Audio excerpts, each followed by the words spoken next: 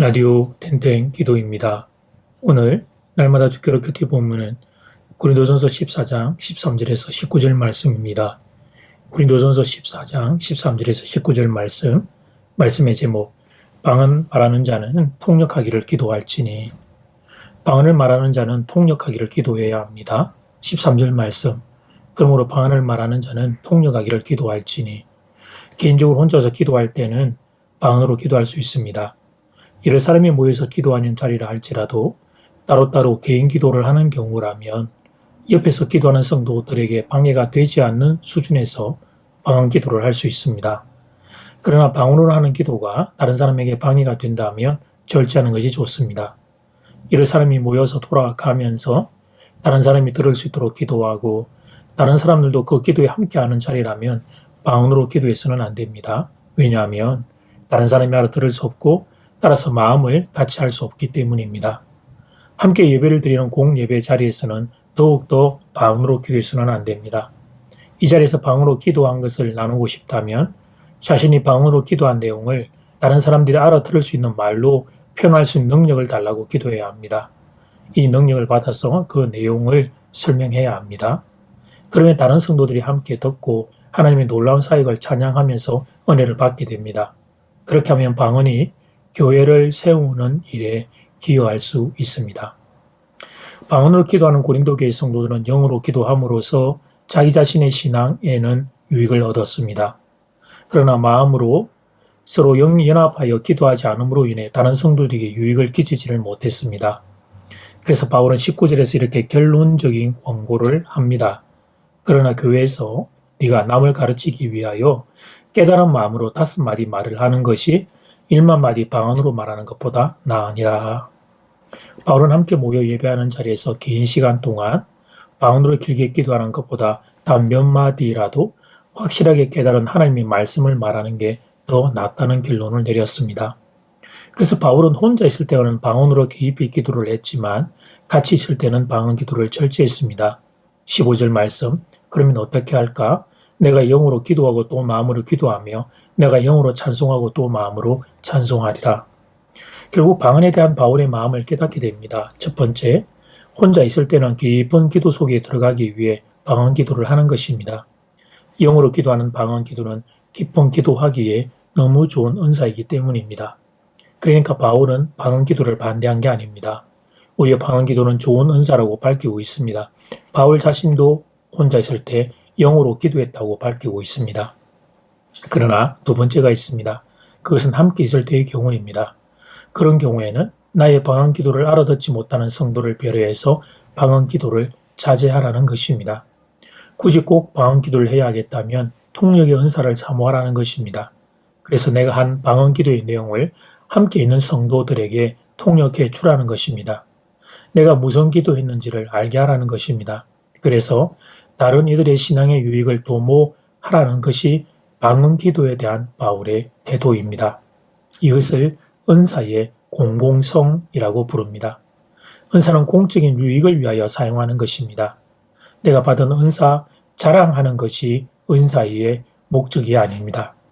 은사를 자랑하듯이 막 사용해서 질서를 문란하게 하는 것은 은사의 바른 사용이 아닙니다. 은사는 하나님께 받은 선물입니다. 그러므로 선물 주신 분 하나님의 뜻과 의도를 잘 따라 사용하는 것입니다. 그것은 교회와 성도의 유익을 위해 사용하는 것입니다. 그 대표적인 예로 오늘 본문에서 바울은 방언 기도에 대하여 가르친 것입니다.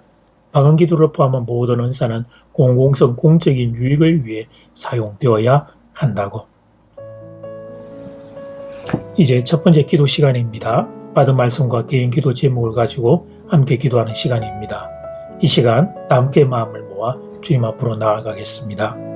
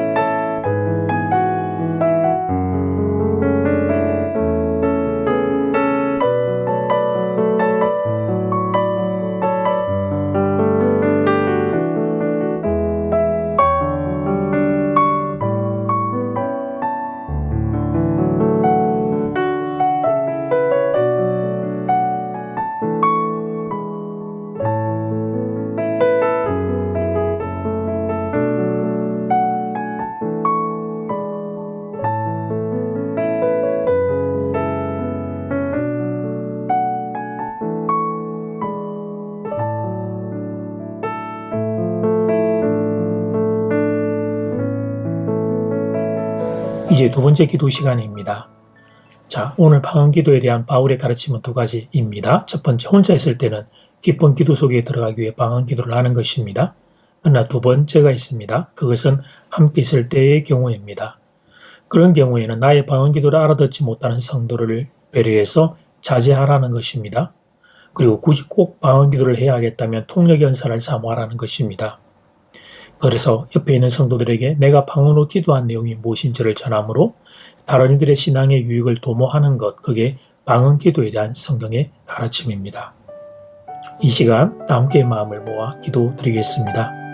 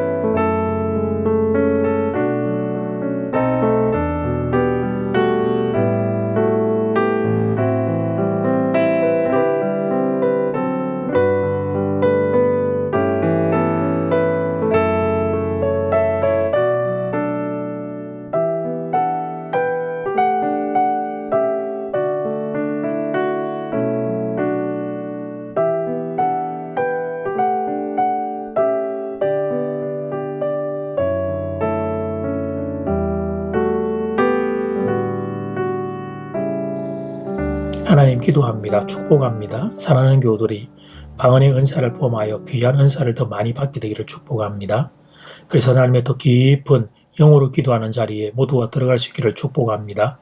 그러나 그 받은 은사를 하나님 절제하지 못하고 자제하지 못하고 함께 기도하는 자리에서 자랑하듯이 사용하는 일들이 없도록 주님께서 바른 지혜를 주시기를 바랍니다. 받은 은사로 서로를 살리고 교회를 살리고 성도를 살리는 은사의 공공성을 잘 활용하는 성숙한 성도 될 수 있도록 하나님 은혜를 더하여 주시옵소서. 예수님 이름으로 기도드립니다. 아멘. 이제는 각자 개인적으로 기도하시면 되겠습니다. 평안한 밤 되십시오.